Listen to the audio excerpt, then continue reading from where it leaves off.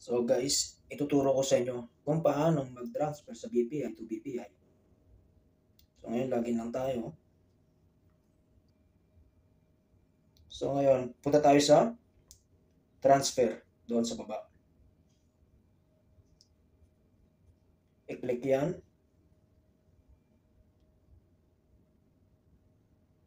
Tapos, dito sa to another BPI account. Next tayo dyan. So dito, merong transfer to, transfer from. So ngayon, doon tayo QR code. Then, click upload. So hanapin lang natin yung pinasa na barcode, QR code. Kung may pinasa sa inyo. Kung wala naman, pwede naman kayong scan lang. So ayan siya. Select lang natin. Long press.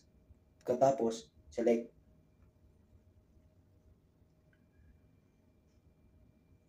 So ayan na, pumasok na. Then, yung amount na isi-send nyo kung magkano.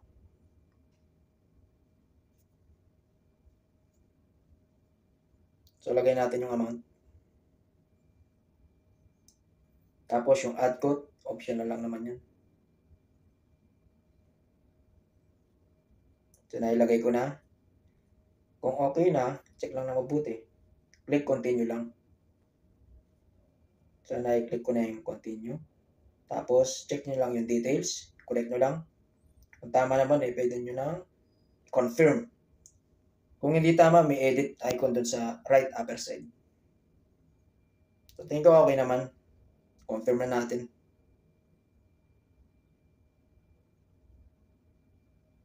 Ayun, ganun lang. Successful na. So guys, ganun lang. Sana may natutunan kayo sa vlog na to. Thank you.